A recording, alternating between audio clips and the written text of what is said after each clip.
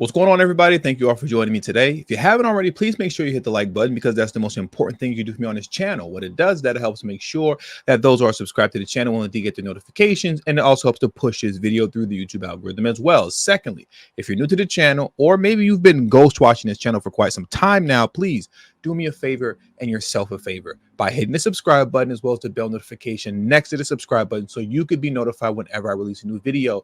And lastly, please make sure you share this video out on your social media platforms to your family and friends to inform them on this news and information. And yes, that does help to give me a slight boost in the YouTube algorithm as well. And with the introduction out of the way, man, let's get into today's news. And today, we are headed back to New Venezuela, formerly known as New York City. Yes, we're headed back to New Venezuela. And I'm just going to start this news clip off like this, man. Eric Adams needs to go to jail. Eric Adams needs to go to jail. He needs to be thoroughly investigated and then locked up concerning all of the so-called mismanagement of migrant funds to the tunes of millions upon millions of dollars. Nobody wants this migrant crisis to end, but the citizen population of said cities, whether we're talking about New Venezuela, which is New York City, or the People's Republic of Chicago. The citizen population, we want the migrant crisis to end. But as it pertains to businesses, they don't want the migrant crisis to end. As it pertains to food vendors, they don't want the migrant crisis to end. As it pertains to property owners of multi-unit buildings, with multiple stories, they don't want the migrant crisis to end because everybody's getting paid, everybody's washing one another's hands, millions of dollars are flying around, despite the fact that many of these people and companies and vendors that are receiving multi-million-dollar contracts don't even truly qualify because they don't even have the experience to handle what they're taking part of as it pertains to the migrant crisis. They don't have the experience to handle such an influx of people rapidly coming at such a quick pace to where they have to service all these people. But yet and still, money is just flowing.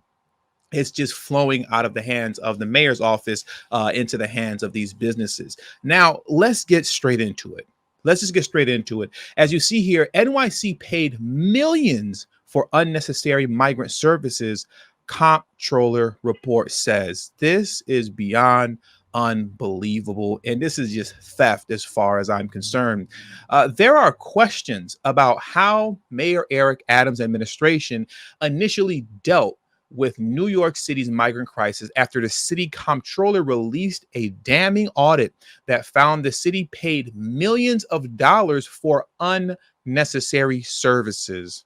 At issue is a $432 million no-bid contract that the city awarded over the comptroller's objections to Dogo, a company that at the time had no experience providing migrant services. It is an example of the fraught relationship between the comptroller's office and the administration that suddenly found itself faced with finding shelter for tens of thousands of asylum seekers. Now, I want to stop there and I want to take a moment to transition over quickly to the People's Republic of Chicago, because you see a lot of the same things going on over there. And I'm willing to bet you if a thorough audit was done in the People's Republic of Chicago as well, we would find a lot of the same thing going on here as it pertains to millions upon millions of dollars being thrown away on wasteful spending, which in my opinion is being done deliberately. It's being done deliberately. Look at this article here as it pertains to the People's Republic of Chicago. City of Chicago has spent $156 million on vendors in migrant crisis, data shows. Now, mind you, they're not taking into account the money that the state of Illinois has also paid in as well. They're just talking about the city of Chicago. So if you're adding in what the state has paid as well, you're looking at least I want to say it would be at least double the amount.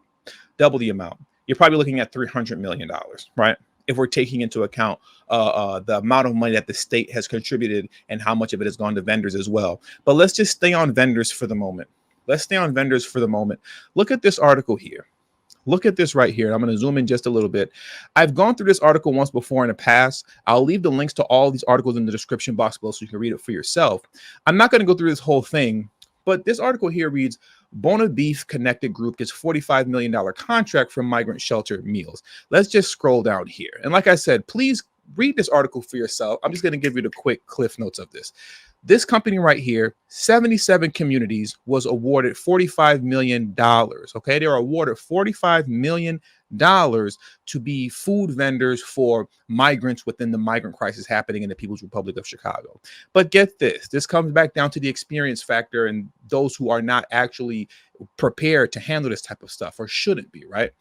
Officials meaning the city of Chicago, officials said 77 communities had decades of experience in food service, even though records show the company has only existed for 4 months.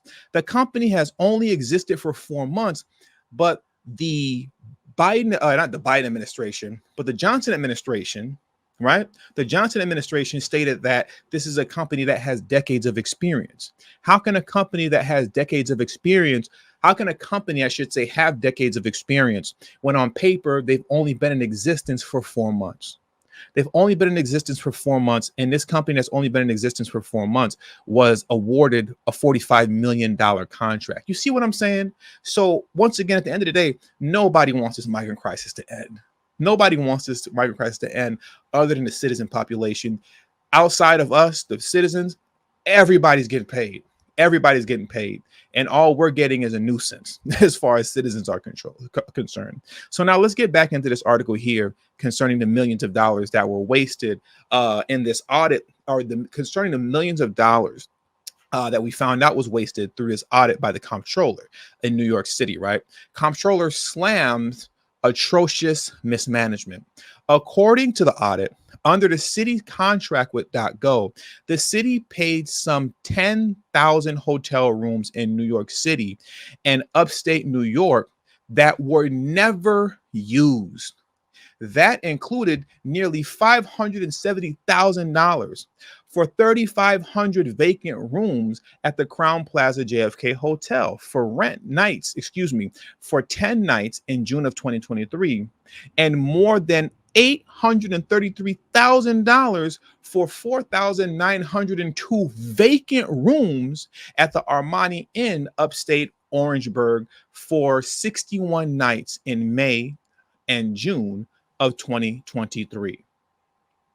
If I read that correctly, the Armani Inn received $833,000 for 4,902 vacant rooms for a mere 61 nights.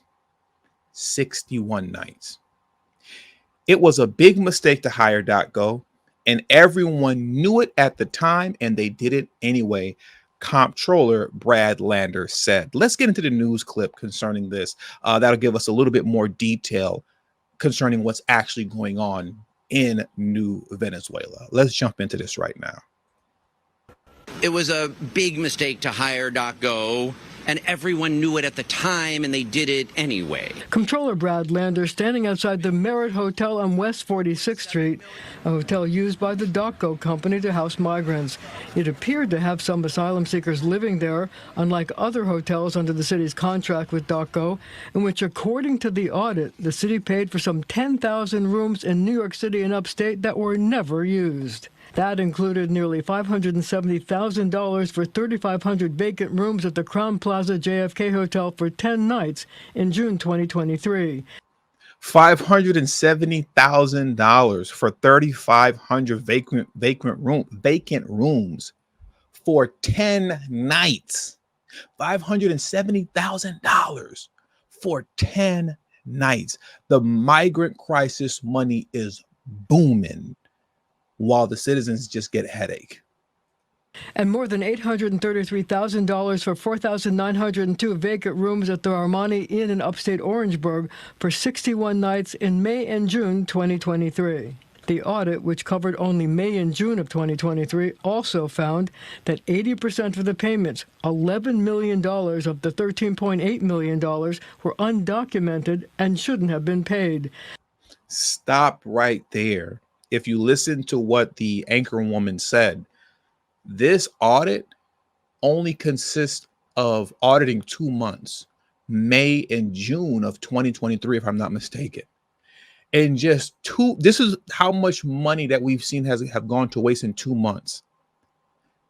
80% of payments, $11 million of $13.8 million undocumented should not have been paid. This is in 2 months in New Venezuela. Unbelievable. $7 million of the $13.8 million were undocumented and shouldn't have been paid. A $2 million overpayment by DOCO for security subcontractors, and that 80% of the 189 hotel rooms visited by auditors had deficiencies ranging from no microwaves and refrigerators to bad food to roaches, bedbugs, and rats. They're real. Listen, man, the mayor's office, the mayor's Eric Adams administration, these folks all knew what was going on. They knew these rooms weren't adequate when they gave the money out. Everybody knew this already.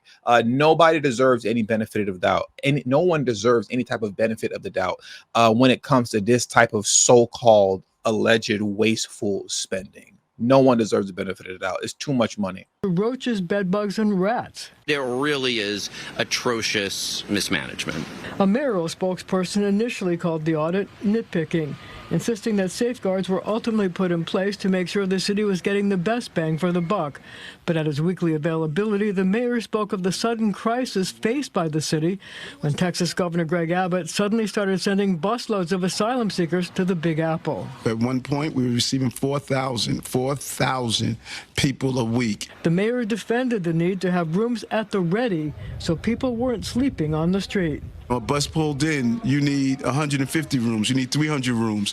You don't have time to call Motel 6. You better be prepared. They call it nitpicking. We call it reviewing the invoices to see if the people that are billing you have actually done the work. Exactly. You see, Eric Adams is just mad that he's being exposed, but we all know nothing's really going to come out of it, but something should. There has to be some sort of consequence for all this. And we all know that there isn't, unfortunately. And that's really annoying, but there needs to be. There needs to be. I don't give any of these politicians any type of benefit of the doubt when it comes to this kind of money being thrown in the garbage, especially when we're talking about a report that was written only consisting of investigating 2 months worth of migrant crisis spending. Only 2 months worth. Let's hear the rest of this video as we round this thing out. Now, a spokesman for the company said it was proud of the work they did with the city in providing 1.6 million nights of housing and over 100,000 medical and social work appointments. But I'd like to point out that New Yorkers can probably expect more audits like this. Lander recently announced he's running for mayor and will face Adams in a primary. And there's nothing preventing him from doing that kind of thing, even though he's running, correct? It's his job. Right. Yeah. Exactly. More to come. Thank you, Marcia. Oh, yeah. Eric Adams is finished and he's done.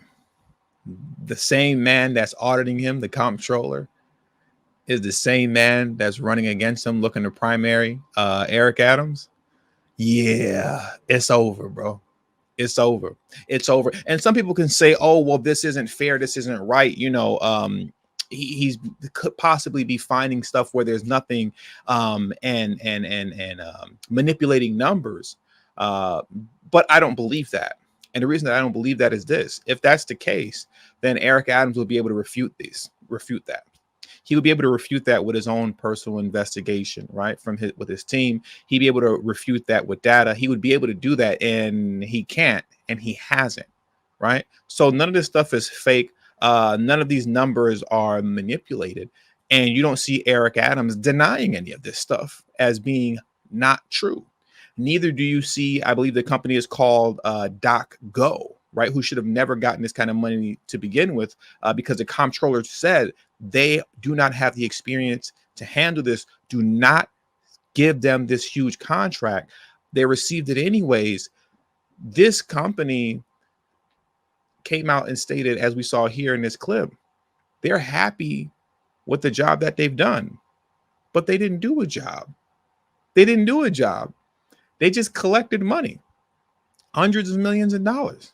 They just collected a huge contract. And with that being said, I'm in full support of this audit.